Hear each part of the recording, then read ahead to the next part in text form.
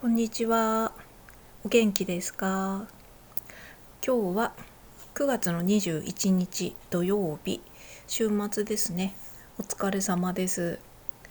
今日はこの動画をアップする当日に喋ってますね。いつもだったらね、その前日とかの夜に喋るんですよ。やっぱり夜の方が騒音とかが少ないと思うのでね、静かなので夜に喋ってるんですけども、昨日の夜はねちょっともうぐったり疲れちゃってね、もう無理と思ってね、全然無理と思ってそのままもう布団にずっと寝てはいないかな。なんかパソコンいじったりとか、ぐったりしながらパソコンいじったりとかしてましたね。でも食器とかお茶碗とかが洗えなくて放置してて、朝起きて茶碗を洗うっていうのをやってましたね。結構体調が良くない日って絶対茶碗洗わずに寝ちゃうので、その前日の食器が残ってるかどうかで自分の体調がいつもわかるっていう感じになってます。ああ、夕べは全然食器洗う元気が出なかったなっていうのをね、朝こう思い出しながら、でもやっぱ一晩寝たら体調良くなったとか思いながら茶碗洗ったりとかねしてますね。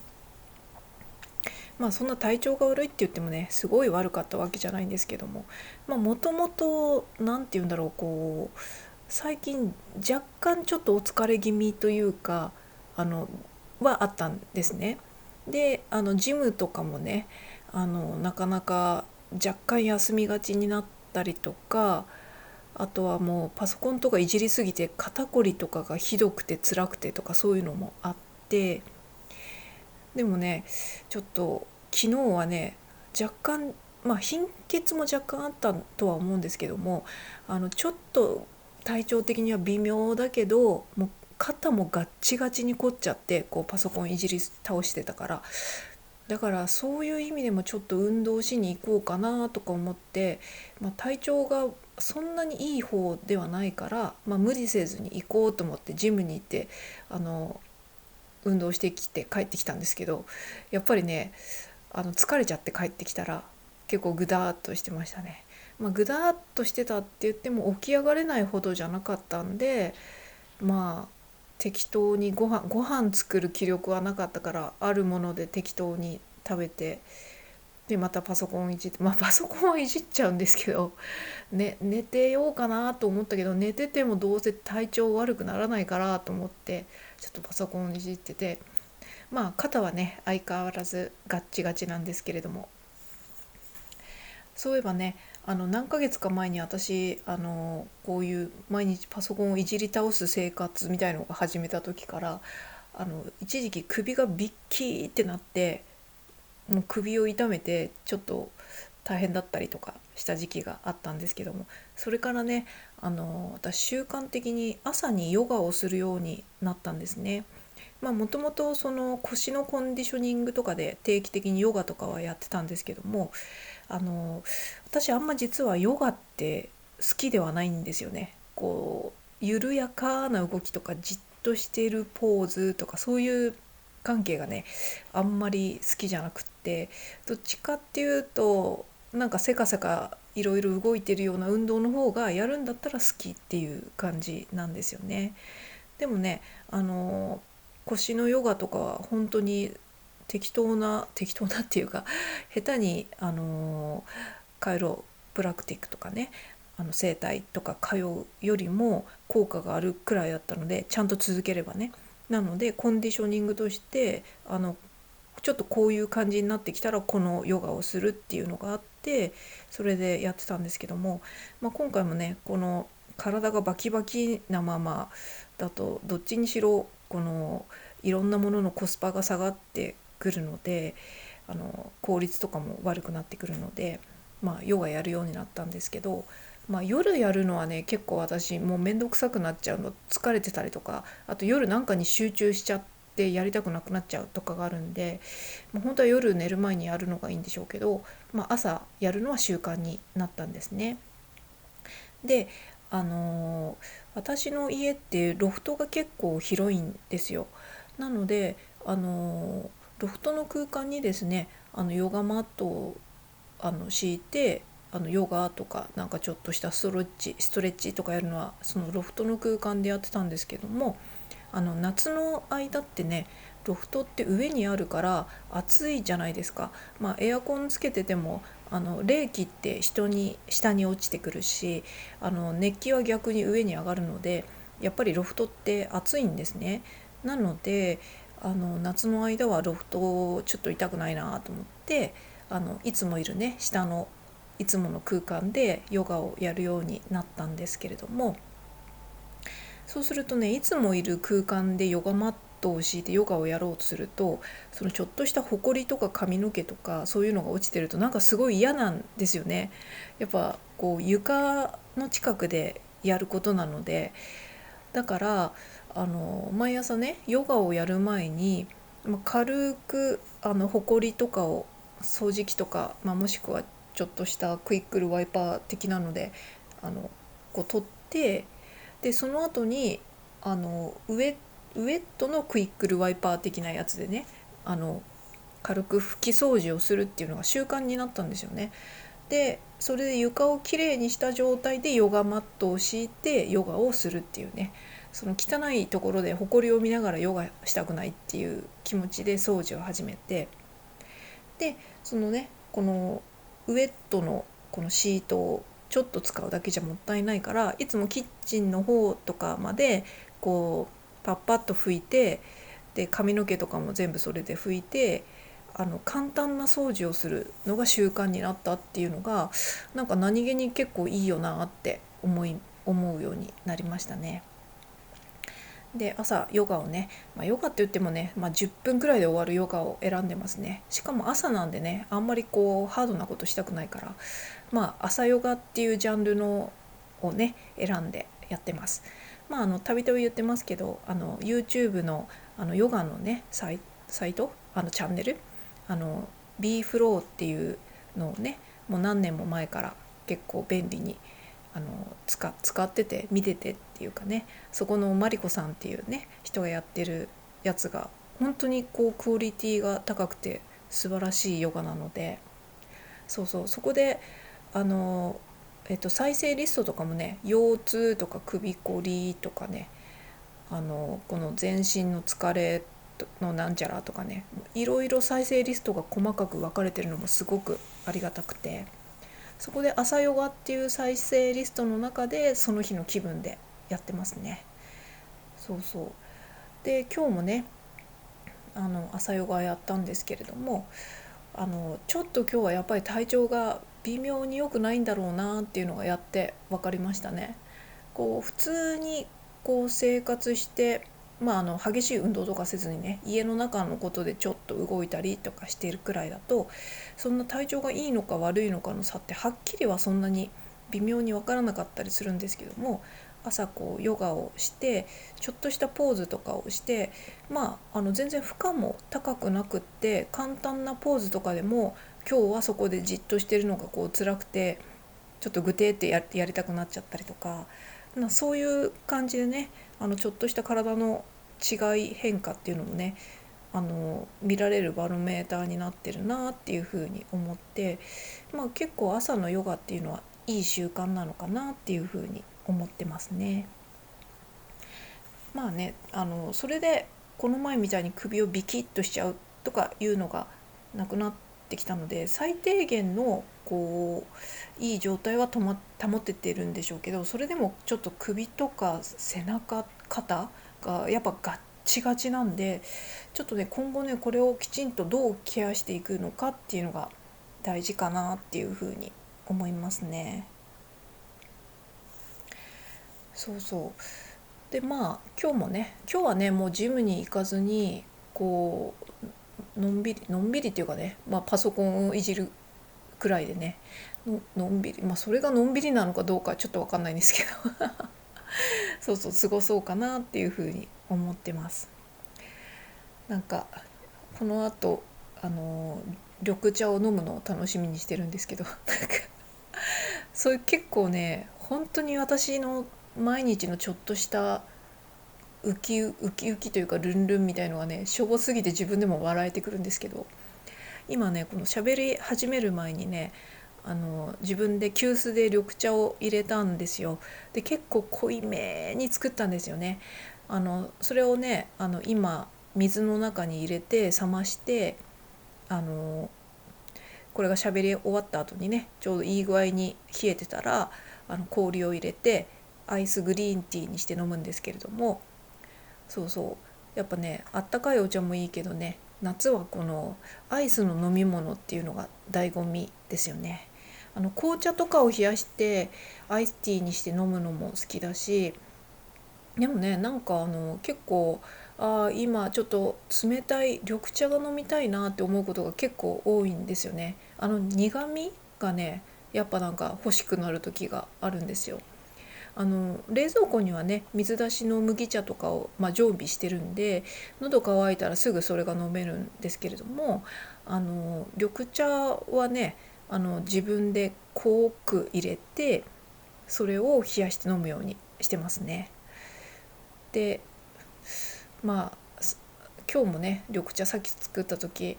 緑茶のお茶っ葉がねそろそろこうおしまいになるぐらいで、結構粉っぽくなってくるじゃないですか最後の方って。あれだと急須に詰まったりとかするんですよね。それでなかなかこう出なくてね、こう地味にずっとこの詰まりがちな急須からますます濃い緑茶を出してたんですけど、そういえば急須の蓋についてる穴の位置が決まってるのって知ってますかってどうでもいい話になったんですけど、急須の蓋にさ蒸気だかねなんかを逃すちっちゃい穴ってあるじゃないですか。急須じゃなくても他のポットにも大体ついてますよね。コーヒー入れる時のポットとかにもねついてますし、ただお茶を入れるね急須の蓋の穴はねちゃんと正しい位置にするように私はお茶の時はしてますね。正しい位置、正しくないって言ったら変なんですけども、穴って注ぎ口がある方向に置いとくっていうのが正しい位置で、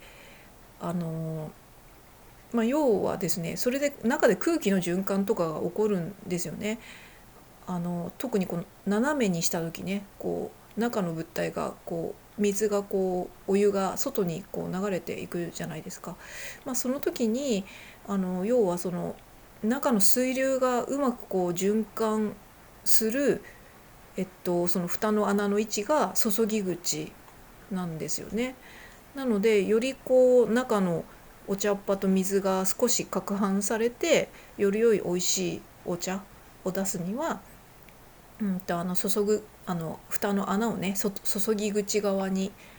しとくっていうのがねあれなんですねあれなんですねって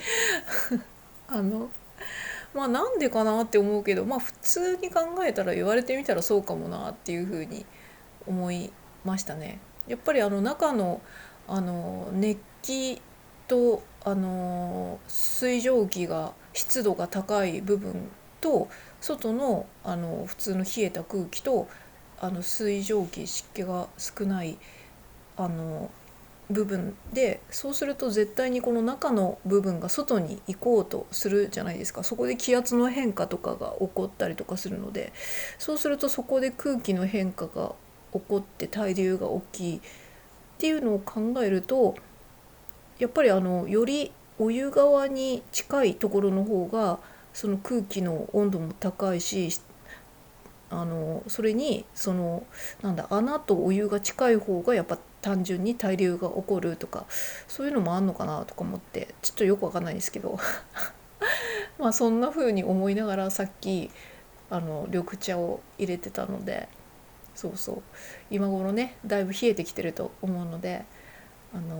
これが喋り終わったらねまた緑茶を飲みながらこのパソコンをいじり倒して、うわ肩がガッチガチに痛えわって思いながらまたこうちょっと肩のことに対してはね、今後どうしていくか考えていきたいなっていうふうに思ってますね。そんな感じで今日の土曜日を過ごしてますよ。そうそう、話全然変わるんですけども、あのいつもねこの私のこの取り留めのないこのどうでもいい話にきちんとコメントをしてくださる方がいらっしゃってありがとうございます。きちんとって言ったら変ですけども、気軽に思ったらしてくれたらなって思うんですけれども、いつもねコメントを見るのもすごくおしゃべりしてるみたいでね楽しかったりするんですけどもね。でそのコメントに私が返信をして、たまにさらにそこに返信をくださる方とかいるんですけども、そういうのもちゃんと見てます。ちゃんと見てるんですけども、ちょっと気づくのが遅れることはあるんですよね。っていうのもコメントが最初のコメントが来るとその管理画面みたいのですぐこう出てくるから分かるんですよ。コメントが来てるなーっていうのが分かるんですけど、そのコメントに返信してるものっていうのに対してはその管理画面にパッと出てこないんですね。出てこないので自分でそのコメント欄のところを見に行って一個一個見ないと、さらにその私のコメントとかにこう返事が来てるとかそういうのがね気づかなかったりとかするんですよ。だからそのなんだこの自分が動画をこうアップしてコメントが来て、そのコメントに一通り返信し終わってまたちょっと時間が少し空いた頃にもう一度見るようにとかはしてるんですけども、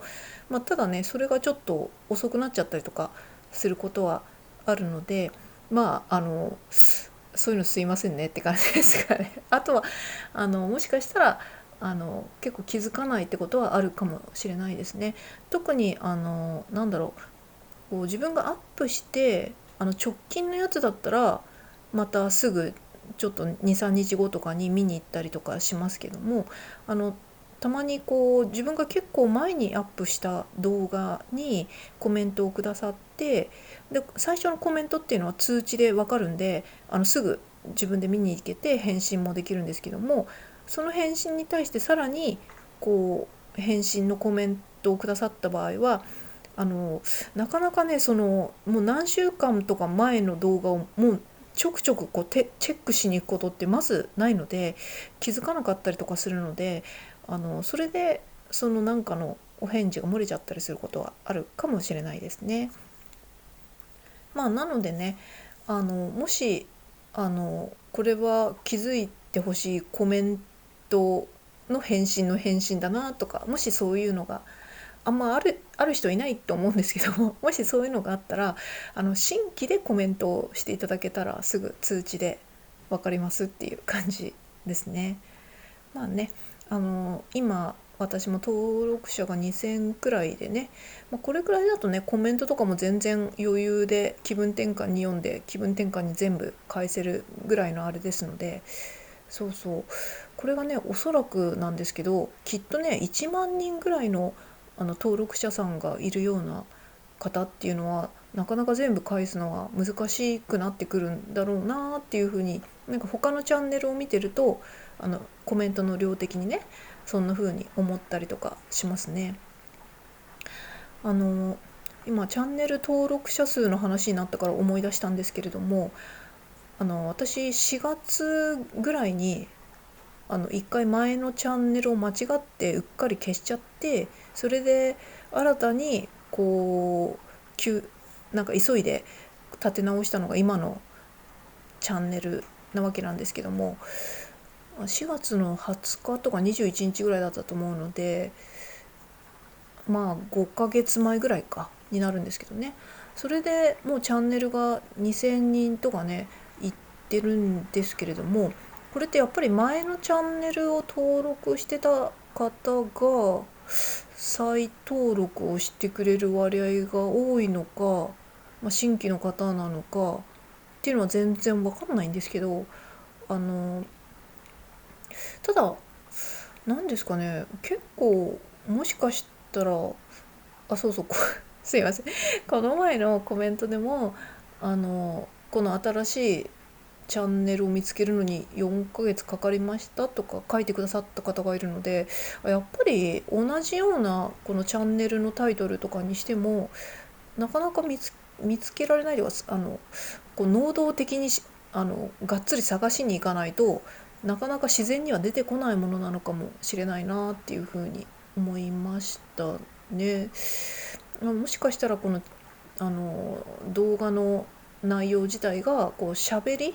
のラジオ配信的なものに変わったっていうことで若干ジャンルが変わったっていうのもあるのかもしれないですけれども、そうそう、だからね、あれですね、ちょっとよくわかんないですけど、ただ4ヶ月で2000人って結構登録者早い方なのかなと思うので、っていうのも一回生活費かなんかの動画が再生回数がそこそこ大きく伸びたから、何万回、5万回ぐらいですけどね、他の YouTuber さんに比べたら全然あれですけども、なのでそれで単純に拡散されてそこで一気に登録者が増えたって思ったんですけど、私はねその時前のチャンネルを見てくれてた方がこうたくさん動画が拡散されたことによって私の新しいチャンネルに気づいてパッと登録し直してくれたのかなと思ってたんですけれども、今から思うと単純に一気に拡散されたから単純にたくさんの人の目に留まって、もしかしたら新しい人が登録してくれたのかもななんていうふうに思ったりしました。そんな感じで9月21日の土曜日でございました。それではまた。